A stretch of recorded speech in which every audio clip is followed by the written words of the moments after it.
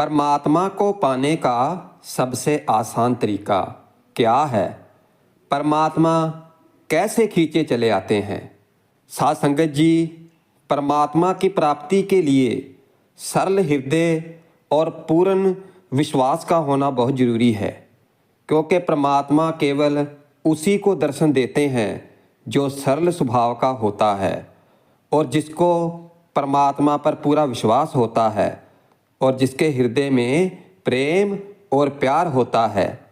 इसलिए साध संगत जी, आज के इस सत्संग में हम प्रेम और भक्ति के अद्भुत रस का हम पान करेंगे। साध संगत जी, एक छोटे से गांव में एक विधवा बहुत ही गरीब दरिद्र ब्राह्मणी रहती थी और उसके एक पुत्र था।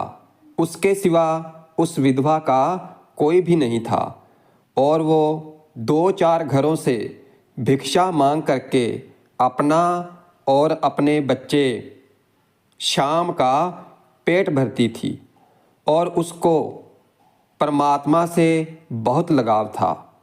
वो परमात्मा की भक्ति करती थी और अगर कभी भिक्षा पूरी ना मिलती तो फिर वो अपने बेटे को खिलाकर खुद भूखी ही सो जाया करती थी।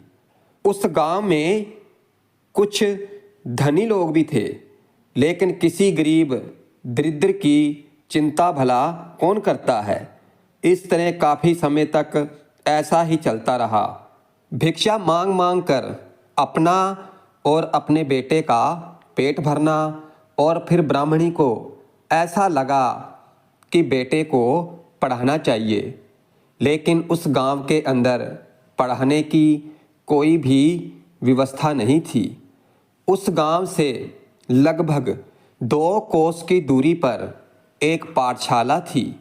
फिर वो ब्राह्मणी अपने बेटे को लेकर वहां चली गई और फिर उसकी दरिद्रता को देखकर उसके रोने पर दया करके उस पाठशाला के अध्यापक ने उस बच्चे को पढ़ाना स्वीकार कर लिया। उस समय में पढ़ने वाले शास्त्र पाठशाला में ही रहा करते थे, लेकिन उस ब्राह्मणी का बेटा अभी छोटा था और उस ब्राह्मणी का इस दुनिया में और कोई था भी नहीं। अपने बेटे के बिना उसको चैन नहीं पड़ता था। इस तरह उसका लड़का सुबह पढ़ने जाता और शाम को घर को वापस लौट आता था। 2 कोस सुबह चलकर जाता और 2 कोस शाम को पैदल चलना पड़ता था। उस 6 साल के बच्चे को पढ़ाई करने के लिए रोजाना 4 कोस पैदल जाना पड़ता था और उसी रास्ते में एक जंगल पड़ता था और उस बालक को शाम को लौटने पर अंधेरा होने लगता था और उस जंगल से उस लड़के को बहुत डर लगता था।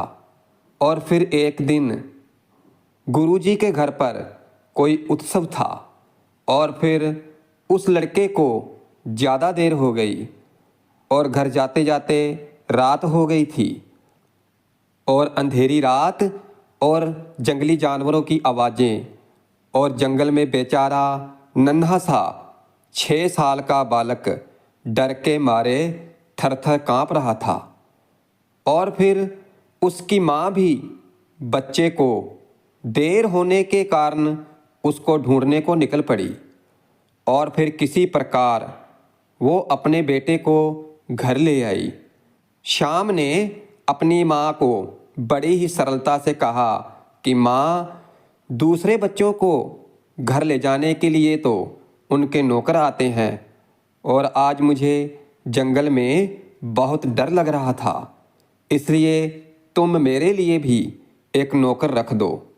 और फिर वो ब्राह्मणी रोने लगी, क्योंकि उसके पास इतना पैसा कहाँ था कि वो नौकर रख सके।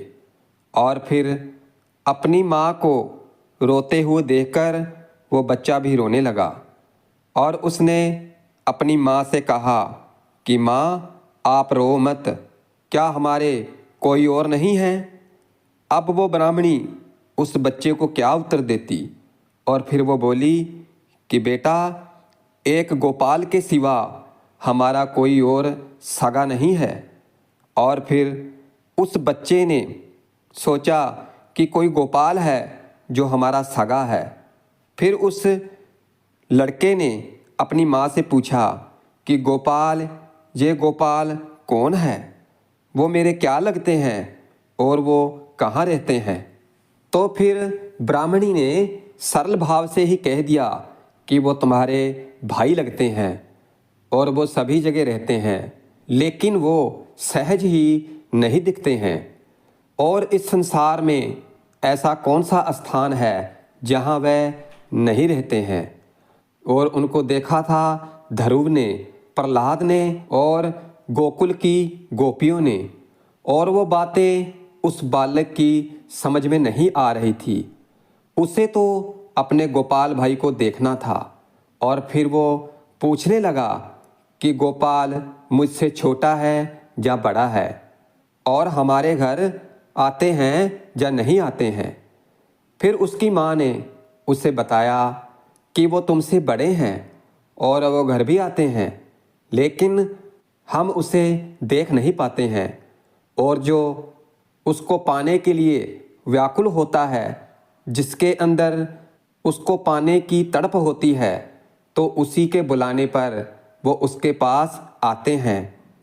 फिर उस लड़के ने कहा कि माँ, जंगल में जाते समय मुझे बहुत डर लगता है और मैं उस समय बहुत व्याकुल हो जाता हूँ, और अगर मैं उस समय उन्हें पुकारूं तो क्या गोपाल भाई आएंगे? और फिर माँ ने कहा, हाँ, अगर तू सच्चे विश्वास के साथ पुकारेगा तो वो जरूर आएंगे। शाम की समझ में इतनी बात आ गई थी कि जंगल में अब डरने की कोई आवश्यकता नहीं है, क्योंकि डर लगने पर जब मैं पुकारूंगा तो फिर मेरा भाई गोपाल वहाँ जरूर आएगा। और फिर दूसरे दिन पाठशाला से लौटते समय जब वो वन में पहुँचा तो उसे डर लगने लगा, और फिर उसने पुकारना शुरू किया कि गोपाल भाई, तुम कहाँ हो? मुझे डर लग रहा है।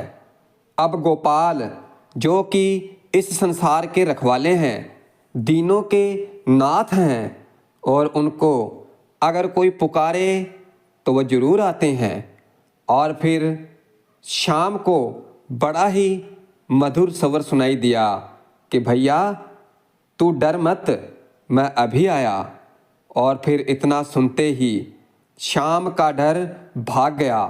फिर थोड़ी दूर चलने पर उसने देखा कि एक बहुत ही सुंदर सी श्याम वर्ण पीतांबरधारी कमल लोचन बाल उसके पास आ गए, और फिर वृक्षों से बीच से निकलकर वो हाथ पकड़कर उनसे बात करने लगे और साथ साथ चलने लगे। और फिर वो शाम के साथ खेलने लगे। और फिर शाम को उस जंगल की सीमा से बाहर पहुंचा करके वो गोपाल वापस लौट गए। परमात्मा को पाकर, भगवान को पाकर के शाम का सारा डर ही खत्म हो गया। और फिर घर आकर जब शाम ने सारी बातें अपनी माँ को बताई तो फिर वो ब्राह्मणी हाथ जोड़ करके रोते हुए अपने परमात्मा का शुक्र करने लगी कि हे गोपाल, तुम्हारा शुक्र है, तुम्हारा शुक्र है। और फिर उसको समझ आ गई कि जो दया में द्रौपदी और गजंद की पुकार पर दौड़े चले आए थे, और वो मेरे भोले बालक की पुकार पर भी चले आए। और फिर शाम जब भी पाठशाला से वापस घर को लौटता और उस जंगल के पास आकर के अपने गोपाल भाई को पुकारता तो वो झट से आ जाते। एक दिन उसके गुरुजी ने पाठशाला में कोई आयोजन रखा था और सभी विद्यार्थी कुछ ना कुछ भेंट देने वाले थे, क्योंकि गुरुजी सभी से कुछ ना कुछ लाने के लिए बोल रहे थे। और फिर श्याम ने बड़ी ही सरलता के साथ पूछा कि गुरुजी मैं क्या लाऊं? और गुरुजी को ब्राह्मणी की अवस्था का पता था। फिर गुरुजी ने कहा कि बेटा तुम्हें कुछ नहीं लाना है। लेकिन उस बालक को ये बात अच्छी नहीं लगी, क्योंकि सारे बच्चे कुछ ना कुछ लाने वाले थे, तो मैं कैसे नहीं ला सकता।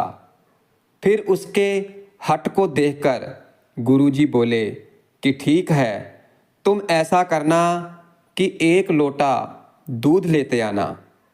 फिर श्याम ने अपनी माँ से पाठशाला में होने वाले आयोजन के बारे में कहा और ये भी कहा कि सभी बच्चे कुछ ना कुछ लेकर जा रहे हैं और मुझको 1 लोटा दूध लेकर आने की आज्ञा मिली है। अब बेचारी उस ब्राह्मणी के घर में था ही क्या कि वो दूध लाकर देती, क्योंकि मांगने पर भी उसे दूध कौन देता। लेकिन श्याम तो ठहरा एक बालक और वो रोने लगा। और फिर अंत में माँ ने उसे समझाया कि बेटा तू अपने गोपाल भाई से दूध मांग लेना और वो ज़रूर तुम्हें दूध लाकर दे देंगे। और फिर दूसरे दिन श्याम ने जंगल में जाकर अपने गोपाल भाई को पुकारा और फिर उनके आने पर कहा कि आज मेरे गुरुजी ने पाठशाला में आयोजन रखा है और मुझे 1 लोटा दूध लेकर जाना है। और माँ ने कहा है कि तू अपने गोपाल भाई से मांग लेना, सो तुम मुझे 1 लोटा दूध लाकर दे दो। और फिर गोपाल ने कहा कि मैं तो पहले से ही 1 लोटा दूध लेकर आया हूँ, ये लो और इसे ले जाओ। फिर श्याम ये देखकर दूध का लोटा देखकर बड़ा ही खुश हुआ और फिर वो दूध के भरे लोटे को देखकर इतना खुश हुआ कि जैसे कोई उसे राजपाट मिल गया हो। और फिर वो बालक श्याम पाठशाला में पहुंच गया और पाठशाला में गुरुजी दूसरे बच्चों के द्वारा लाए गए उपहारों को रखवाने में लगे हुए थे। और फिर श्याम कुछ देर तो इंतज़ार करता रहा कि उसके दूध को गुरुजी देखेंगे, और जब किसी का ध्यान उसकी तरफ नहीं गया तो फिर वो मुस्कुराते हुए बोला कि गुरुजी मैं दूध लेकर आया हूँ। और फिर बच्चों द्वारा लाए गए उपहारों को संभालने में लगे गुरुजी ने कोई जवाब नहीं दिया। और फिर जब श्याम ने कई बार जब कहा तो फिर झुंझला कर के गुरुजी बोले कि जरा सा दूध ला कर के ये लड़का परेशान करे जा रहा है, जैसे इसने मुझे निहाल कर दिया हो। गुरुजी बोले कि इसका दूध किसी बर्तन में डाल करके इसे हटा दो। और फिर श्याम अपने इस अपमान से बहुत दुखी हुआ और उसका सारा उत्साह चला गया और उसकी आंखों से आंसू बहने लगे। और फिर नौकर ने लोटा लेकर के दूध को कटोरे में डाल दिया, तो फिर वो कटोरा दूध से भर गया। और फिर गिलास में डाला तो वो भी भर गया। और फिर जब बाल्टी में डालने लगा तो वो भी भर गई, क्योंकि वो उस परमात्मा के द्वारा दिया गया दूध था। और फिर नौकर घबरा करके गुरुजी के पास गया और सारी बात बताई। फिर उसकी बात सुनकर गुरुजी और बाकी के सभी लोग वहाँ पहुँच गए और फिर अपने सामने एक बड़े बर्तन में नौकर से दूध डालने को कहा। तो फिर वो बर्तन भी भर गया और लोटा जरा सा भी खाली नहीं हुआ। और फिर इस प्रकार कई ही बड़े बड़े बर्तन दूध से भर गए। फिर गुरुजी ने श्याम से पूछा कि बेटा तू ये दूध कहाँ से लाया? फिर बड़ी ही सरलता के साथ उस बालक ने कहा कि ये मेरे गोपाल भाई ने दिया है। फिर गुरुजी चौंक गए कि बेटा तेरा गोपाल भाई कौन है, क्योंकि तुम्हारे तो और भाई है ही नहीं। फिर श्याम ने बड़ी ही सरलता से जवाब दिया कि हैं गुरुजी, मेरे गोपाल भाई हैं, वो मेरे बड़े भाई हैं और वो मुझे जब मैं पाठशाला से वापस घर को लौटते समय रोज़ाना वन में मिल जाते हैं और मेरी सहायता करते हैं। और मेरी माँ कहती है कि वो सभी जगह रहते हैं लेकिन दिखाई नहीं देते, और अगर किसी को उनसे प्रेम है और कोई जब व्याकुल होकर उसे पुकारते हैं तो फिर ही वो आते हैं और फिर उनसे जो कुछ भी मांगा जाए तो वो तुरंत दे देते हैं। और फिर गुरुजी को बात समझ में आ गई और फिर शाम को उन्होंने अपनी छाती से लगा लिया और फिर उस आयोजन में उस दूध से बनी खीर को खाकर लोग बड़े ही खुश हुए। सभी ने उस दूध से बनी खीर की बहुत ही प्रशंसा की और गोपाल भाई के दूध से बनी खीर का स्वाद तो स्वर्ग के अमृत में भी नहीं है, और फिर संसार के किसी पदार्थ में भला कैसे हो सकता है। और फिर आयोजन समाप्त हुआ और शाम को सभी लोग चले गए और फिर शाम को गुरुजी ने रोक लिया और कहा कि बेटा, मैं तेरे साथ चलता हूँ और तू मुझे अपने गोपाल भाई के दर्शन करा देना। फिर शाम ने कहा, चलिए गुरुजी, मेरे गोपाल भाई तो पुकारते ही आ जाते हैं।